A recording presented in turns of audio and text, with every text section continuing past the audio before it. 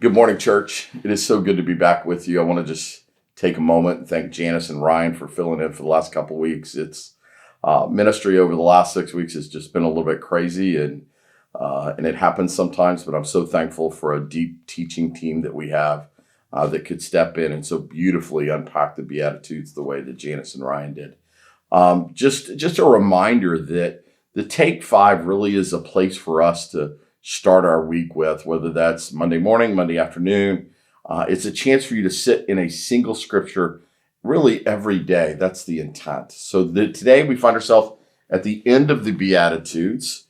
So let me just share with you this last statement from Jesus. Blessed are those who are persecuted because of their righteousness, for theirs is the kingdom of heaven. Blessed are you when people insult you, persecute you, and falsely say all kinds of evil against you because of me. Rejoice and be glad, because great is your reward in heaven. For in the same way they persecuted the prophets who were before you. So here's what I want you to know, church. Before I get into this concept of kind of talking about what real persecution is, let me make this comment that I think in the first world that we live in America where we live in, we have confused loss of privilege with persecution. Right? Loss of privilege with persecution, which I think is insulting to those Christians around the world who are genuinely and actually being persecuted. So the latest numbers is there's about 215 million Christians living in the world who daily face severe, extreme persecution unto life. In India, if you're a Christian, your family disowns you. In many cases, they will drag you into the street and beat you. In places like China and Russia, pastors are regularly arrested. People who are stand on street corners and declare the faith are openly arrested and thrown into prison. We know that there is all kinds of Christian abuse throughout the continent of Africa for people taking a stand for their belief. They're being killed for what they believe.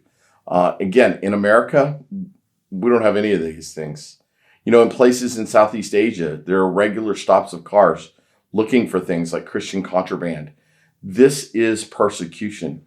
Now, keep in mind what Jesus said. Jesus said, right, you would be persecuted for your righteousness, not persecuted because you claim to be a Christian, but persecuted for your acts of Christianity. It's a huge difference between us thinking that we've lost some privilege because the title we have somehow negates us from something we think we deserve versus somebody who is acting out the faith of Jesus Christ, mimicking Jesus Christ, and then is persecuted, abused, tortured, killed, whatever that looks like. It's a huge difference between those two things. I want to read to you a quote from John Stott on this issue of persecution. He says this: persecution is simply the clash between two irreconcilable value systems. The value system presented by Jesus in the Sermon on the Mount is radically incongruent with the one presented by the world. Therefore, anyone who follows Jesus' way should expect to be misunderstood, maligned, or mistreated. So the bottom line is Jesus is saying is that you should not move through this life thinking that your life is always going to be up and to the right if you're a Christian. You should anticipate some opposition, some pushback to your faith. So what does that look like for us in America? So here's what I think.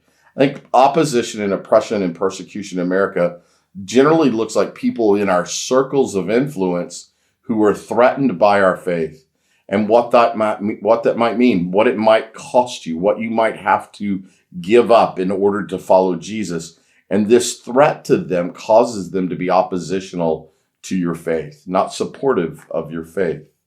Right? So I think that's generally in America where we find persecution. Again, I want to drive home the point. Loss of privilege is not the same thing as persecution. So the last thing I want to say is that we should not go looking for persecution in order to justify our righteousness.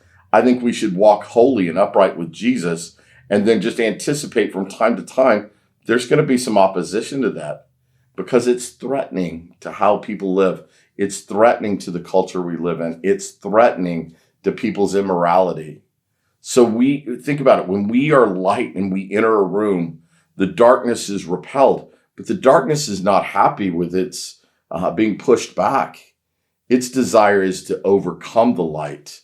So we just need to understand that's what persecution looks like for us in America.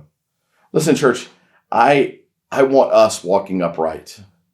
I want us living faithfully. So when Jesus says, hey, listen, blessed are those who are persecuted, for theirs will be the kingdom of heaven. In other words, you need to focus more on the rewards of walking with Jesus than the opposition of those who come against us. And trust me, I've been doing this thing for a long time. Opposition comes. People will attack you. But we need to understand that we live in a global church that is being persecuted, and we need to support one another and understand what genuine persecution is. Listen, I love you. I hope this helps you jumpstart your week. I hope it causes you to walk greater in uprightness, in holiness, and light as we together repel the darkness. I love you, church. Can't wait to be with you again next week as we begin the rest of the Sermon on the Mount now that we've concluded the Beatitudes. Have a great week.